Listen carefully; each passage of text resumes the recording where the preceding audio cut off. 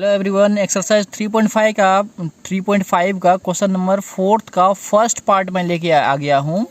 इसमें कह रहा है जो a part of monthly hostel charge is fixed, मतलब एक हॉस्टल है जिसका मंथली चार्ज जो है एक महीने का जो है वो फिक्स है। ठीक है, उसके बाद कह रहा है and the remaining depends on the number of days on has taken food in the mess.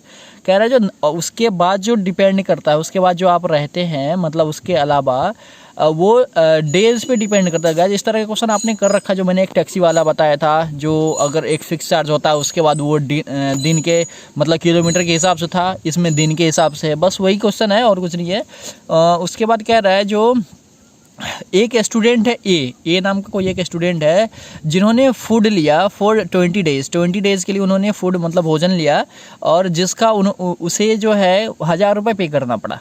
ठीक है, मतलब देखो एक तो फिक्स चार्ज है, फिक्स चार्ज जितना है उतना तो लगेगा ही हमारा, ऊपर से 20 दिन का जो है वो उसका भोजन का चार्ज लगा। ठीक है, एक मंथली का तो फिक्स चार्ज है। ठीक है, और ऊपर से 20 दिन का जो उन्होंने भोजन करा उसका चार्ज उन्होंने क्या करा, 1000 रुपये टोटल उसने पे करा। और उसके बाद उसी तरह से एक कोई बी है स्टूडेंट जिन्होंने क्या करा, 26 दिन का उन्होंने 1180 रुपये पे करा। ठीक है, तो इसमें ये बता रहा है जो फिक्स चार्ज कितना है और फूड का जो पर डे का कॉस्ट चार्ज है वो कितना है। ठीक है, तो बहुत ईजी क्वेश्चन है गाइस। तो मैंने क्या करा, इसमें जो let the fix charge of the hostel be x, यहाँ पर फूड लिख दिया मैंने, यहाँ पर आप हॉस्टल लिख दो। हॉस्टल का जो फिक्स चार्ज है हॉस्टल का एक महीने का वो एक्स है। ठीक है, और जो फूड का जो पर डे का चार्ज है वो मैंने वाई मान लिया है। तो गाइस देखो, मैं इससे पहले ना एक बार हिंदी में भी रीड कर देता हूँ। यहाँ पर एक हिंदी में क्वेश्चन है, देखो कह रहा है एक छात्रावास के मासिक व्यय का एक भाग नियत का शेष इस पर निर्भर करता है कि कितने दिन भोजन लिया जाता है। ठीक है, मतलब ये कह रहा है जो मंथली चार्ज के अलावा जो कितने दिन भोजन लिया जाता है उसके ऊपर डिपेंड करता है जो कितना पैसा लिया जाएगा। एक विद्यार्थी ए है जो 20 दिन का भोजन करता है, वह 1000 रुपये पे करता है। ठीक है, और एक स्टूडेंट दूसरा बी है कोई जो 26 दिन भोजन करता है, जिसका 1180 रुपये अदा करना पड़ता है। तो कह रहा है जो उसका प्रतिदिन का भोजन का मूल्य ज्ञात करो और नियत आय मतलब फिक्स चार्ज जो था वो ज्ञात करो। ठीक है, तो मैं अभी इसको आपको बताता हूँ गाइस। तो मैंने क्या करा, इसमें let the fix charge of the hostel be x and the charge for food per days be y. मतलब देखो इस तरह का क्वेश्चन आपने कर रखा है। सबसे पहले इसमें क्या होगा, सबसे पहले देखो ये एक्स तो फिक्स चार्ज है, ये तो देना ही पड़ेगा फॉर स्टूडेंट, मैं यहाँ पर लिख देता हूँ फॉर स्टूडेंट ए। ठीक है, एक ए स्टूडेंट के लिए देखो एक्स जो है फिक्स चार्ज वो तो देना ही पड़ेगा। उसके बाद नंबर ऑफ डेज पे डिपेंड करता है, तो नंबर ऑफ डेज जो है ए स्टूडेंट वो 20 दिन लिया है ना, 20 दिन उसने फूड भोजन लिया है मेस से। तो 20 देखो एक दिन का वाई मान रखा है मैंने, पर डे का मैंने वाई मान रखा, तो 20 दिन का कितना होगा, 20 वाई है ना। मान लो एक दिन का भोजन 5 रुपये है, तो 5 दिन का कितना हो जाएगा, मतलब अगर मान लो एक दिन का भोजन 5 रुपये है तो 10 दिन का भोजन कितना हो जाएगा, 10 को 5 से मल्टीप्लाई करते हैं। सिमिलरली एक दिन का जो चार्ज है वो वाई है, तो 20 दिन का कितना हो जाएगा, 20 वाई। एक तो ये 20 वाई जितना आएगा उतना, और फिर एक्स जो फिक्स चार्ज है ये इतना, इन दोनों को प्लस करके उसने क्या करा, उसने टोटल 1000 रुपीज़ पे करा। ठीक है गाइस, ये इक्वेशन बन गया हमारा फर्स्ट इक्वेशन। उसके बाद देखो फॉर स्टूडेंट बी, अब बी के लिए देखो, बी के लिए भी सिमिलर है। एक्स तो फिक्स चार्ज है जो उसे देना ही पड़ेगा। ठीक है, एक्स तो फिक्स चार्ज है उसे देना ही पड़ेगा। और उसके बाद उसने वह ना 26 दिन, ये देखो यहाँ पर 26 दिन रहता है, 26 दिन का 1180 रुपये पे करता है, तो यहाँ पर 26 इंटू वाई हो जाएगा और इक्वल टू 1180 हो गया। ठीक है, ये हो गया आपका इक्वेशन फर्स्ट और ये आ गया आपका इक्वेशन 2। बस आपको इसमें बहुत ईजी होता है, बस इसमें आपको वर्ड्स की प्रॉब्लम होती है। वर्ड्स अगर आपको समझ में आ गया तो आपने अगर इक्वेशन बन गया तो फिर उसको बस वही मेथड से आप सॉल्व कर दोगे। इसमें कोई मेथड लिखा हुआ नहीं है, तो इसीलिए आपको जो मर्जी हो, जो आपको ईजी लगे उस मेथड से आप इसे कर दो। तो मुझे तो एलिमिनेशन मेथड यानी कि विलोपन विधि सबसे ईजी लगता है, तो मैं उसी मेथड से आपको इसको सॉल्व करूँगा। अब देखो यहाँ भी एक्स है और यहाँ भी एक्स है। ठीक है, तो एक चीज़ तो बहुत हमारा ईजी है, दोनों मुझे किसी में भी मल्टीप्लाई नहीं करना पड़ेगा। बस इसमें प्रॉब्लम क्या है, ये भी प्लस है और ये भी प्लस है, तो किसी एक को चेंज करना पड़ेगा। इसलिए मैं क्या करूंगा, दोनों इक्वेशन को माइनस कर दूंगा। तो मैं लिखूंगा यहाँ पर फ्रॉम इक्वेशन 1 माइनस 2। तो इक्वेशन 1 माइनस 2 अगर मैं करूंगा तो इक्वेशन 1 है क्या, x plus 20y equal to 1000 और x plus 26y equal to 1180। ठीक है, इसे मैं अब सॉल्व कर दूंगा। तो गाइज मैंने इसे माइनस करा है, तो यहाँ पर साइन क्या हो जाएगा, इसका चेंज हो जाएगा। मैंने यहाँ पर चेंज कर दिया, तो ये x और माइनस एक्स कैंसिल हो गया। अब देखो यहाँ पर 20y में से अगर 26y जाएगा तो कितना बचेगा, ये बचेगा -6y। ठीक है, क्योंकि 20 में से 26 को माइनस कर रहा हूँ, इसलिए माइनस में आंसर होगा। सिमिलरली यहाँ पर 1000 में से 1180 को अगर मैं माइनस करूँगा तो ये बचेगा -180। ठीक है, क्योंकि 1000 में से 1180 को माइनस कर रहा हूँ, तो ये और ये कैंसिल हो गया। तो यहाँ से y का वैल्यू आ गया 180/6।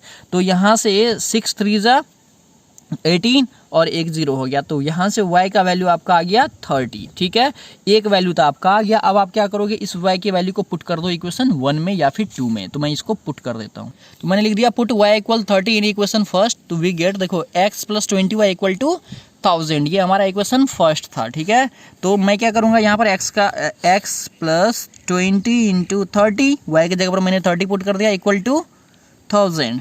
तो ये कितना हो जाएगा, x + 3 2 जा 6 पर 2 0। ठीक है, ये मैंने मल्टीप्लाई करा इसको। ठीक है, तो ये इक्वल कितना हो जाएगा 1000। तो अब यहाँ से x इक्वल कितना हो जाएगा 1000 - 600। तो यहाँ से x का वैल्यू आ गया आपका 400। तो ये जो 400 रुपीज़ है ये क्या हो गया, फिक्स चार्ज, मतलब उसका मंथली फिक्स चार्ज है 400 रुपये लगेगा ही। और पर डे जो फूड का चार्ज है वो कितना है 30 रुपीज़। तो यही हमें आंसर निकालना था। तो अब हम देखते हैं इसका नेक्स्ट पार्ट। तो गाइस मैं इसका सेकंड पार्ट लेके आ गया हूँ। इसमें कह रहा है अ फ्रैक्शन बिकम 1/3, एक कोई फ्रैक्शन है भिन्न है जो 1/3 हो जाता है। कब, जब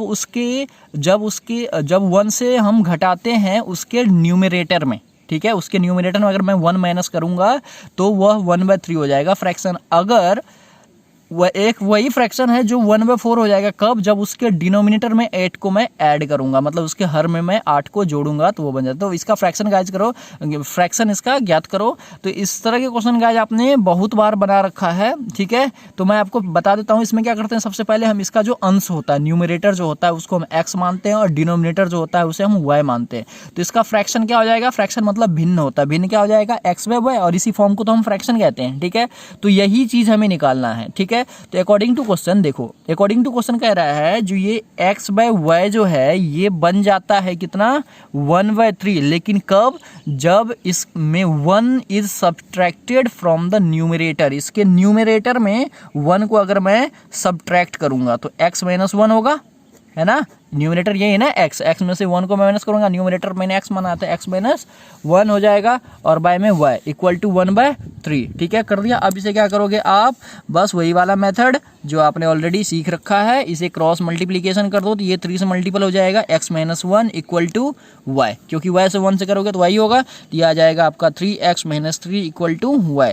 तो यहाँ से क्या करोगे आप 3x - y, इस y को उधर शिफ्ट कर दिया और इस 3 को उधर शिफ्ट कर दो तो ये आ गया 3। तो 3x - y = 3, ये आ गया आपका पहला इक्वेशन। सिमिलरली मैं क्या करूंगा, सिमिलरली कह रहा है वो जो फ्रैक्शन है x व y, देखो आपको मैं बता देता हूँ, ये जो फ्रैक्शन है 1/4 हो जाता है। 1/4 हो जाता है कब, जब इसके डिनोमिनेटर में 8 को ऐड करूँ। तो इसका डिनोमिनेटर क्या है, इसका डिनोमिनेटर है y, तो y में मैं 8 को अगर ऐड करूँगा, ठीक है, वो 8 को अगर मैं ऐड करूँ तो ये फ्रैक्शन बन जाता है 1/4, यही कह रहा है। तो बस इसमें भी आप क्या करो, आप क्रॉस मल्टीप्लाई कर दो। अगर क्रॉस मल्टीप्लाई करोगे तो ये आ जाएगा 4x = y + 8, क्योंकि 4 को x से करोगे तो 4x और y + 8 को करोगे 1 से तो y + 8 ही होगा।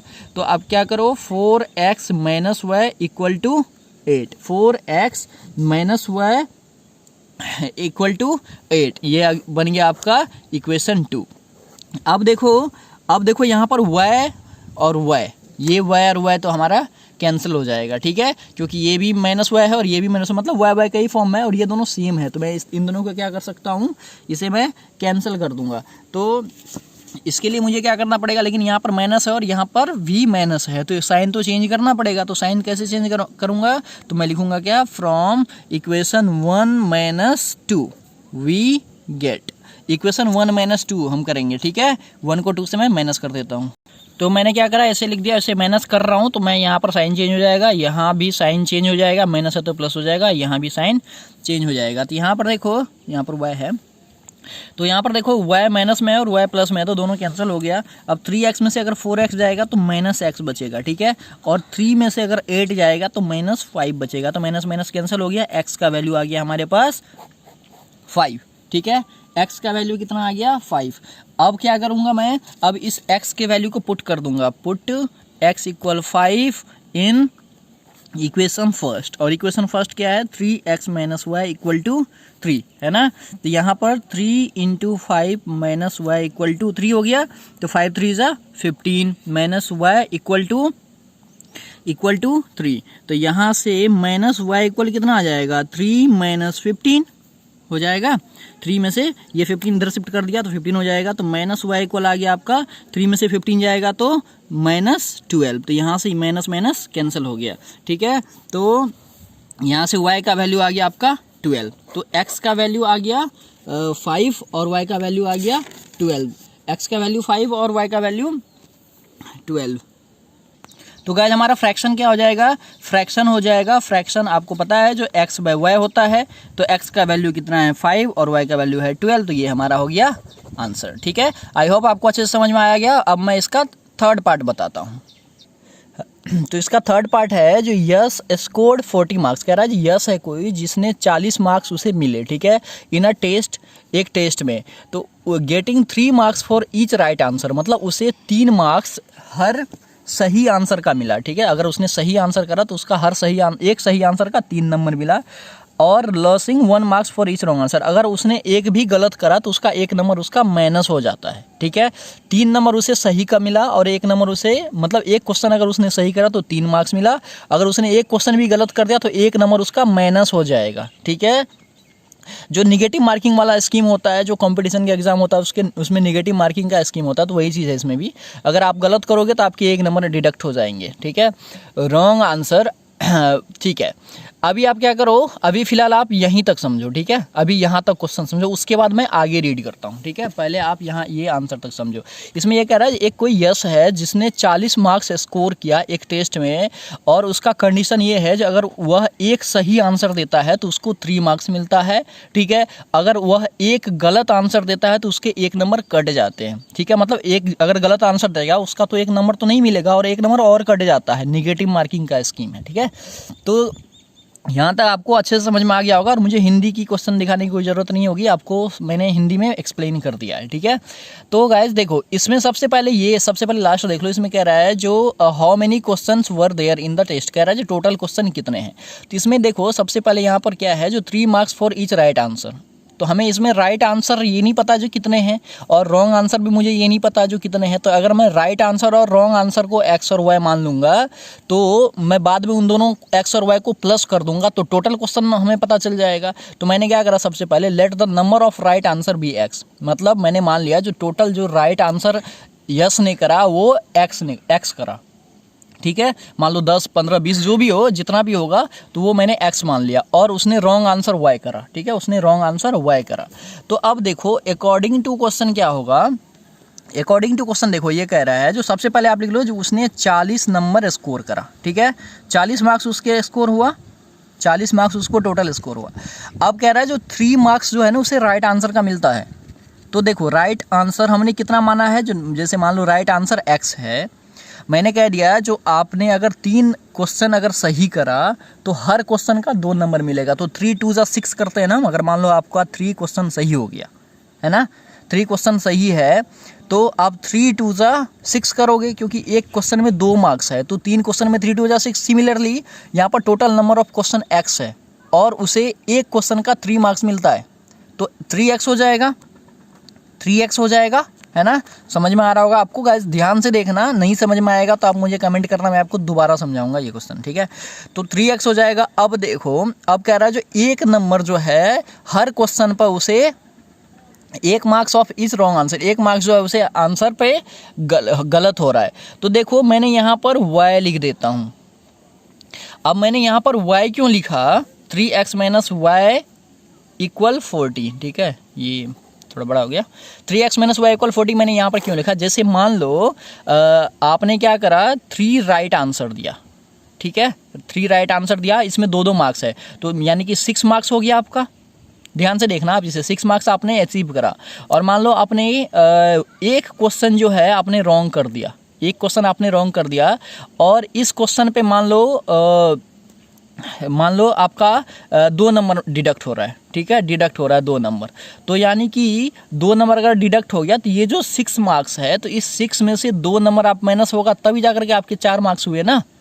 6 मार्क्स आपने सही करा और 2 मार्क्स मतलब एक क्वेश्चन आपने गलत कर दिया तो 1 मार्क्स पे 2 नंबर कट रहे हैं।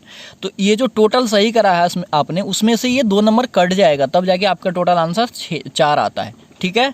तो वही चीज़ मैंने करा है, जो उसने 3x जो है इतना स्कोर किया उसने जो सही है, और उसमें से y देखो यहाँ पर 1 मार्क्स है, इसलिए यहाँ पर 1y नहीं होगा, सिर्फ y लिख दिया मैंने, y = 40, ठीक है। तो ये आ गया आपका इक्वेशन फर्स्ट।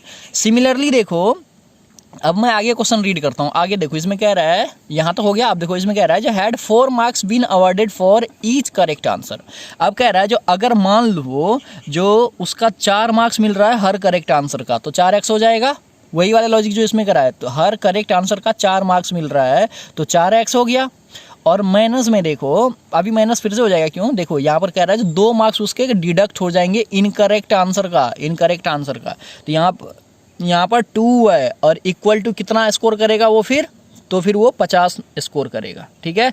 ये दूसरा क्वेश्चन कह दिया है, जो उसको हर सही आंसर पे उसे 4 मार्क्स मिलेगा और हर गलत आंसर पे उसे 2 मार्क्स उसके कट जाएंगे।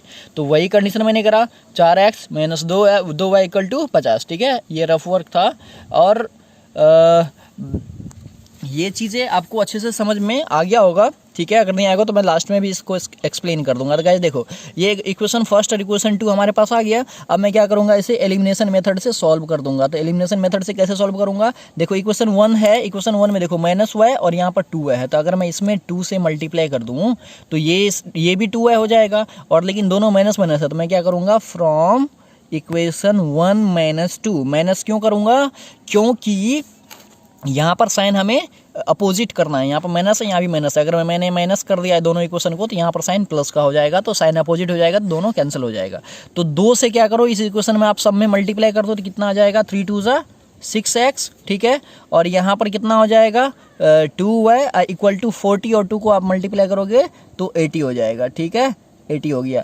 और उसके बाद नीचे में आप लिख दो, नीचे में तो कुछ नहीं करना है हमें, 4x - 2y = 50, ठीक है। अब इसका साइन पलट दो आप, ये माइनस हो गया, ये प्लस हो गया और ये माइनस हो गया, तो यहाँ से -2y और +2y कैंसिल हो गया, तो 6x में से 4x गया, तो यहाँ पर बच जाएगा 2x = और 80 में से 50 गया तो 30 बचा, तो यहाँ से x इक्वल आ गया 30/2, तो यहाँ से x का वैल्यू आ गया 15, ठीक है। ये दोनों कैंसिल हो जाके 15 हो गया।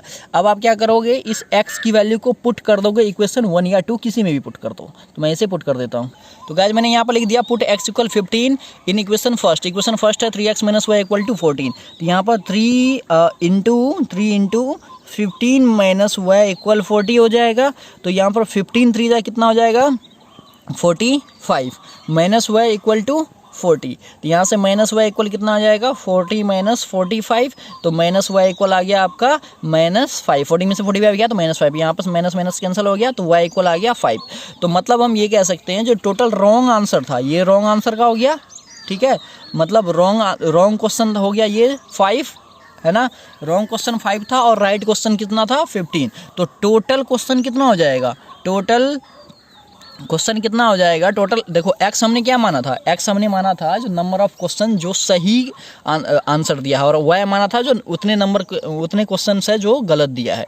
तो सही 15 सही क्वेश्चन का आंसर उसने सही दिया था, मतलब 15 ऐसे क्वेश्चन था जिसका आंसर उसने सही दिया, और 5 ऐसे क्वेश्चन है जिसका आंसर उसने गलत दिया। तो टोटल क्वेश्चन कितना हो जाएगा, x + y, मतलब ये 15 और +5, तो टोटल हो गया 20 क्वेश्चन। तो ये हो गया हमारा आंसर, ठीक है। आई होप आपको अच्छे से समझ में आ गया होगा। इसके और भी 2 पार्ट्स है, तो वो 2 पार्ट्स को मैं अगले वीडियो में लेके आऊँगा, ठीक है guys. Thank you for watching.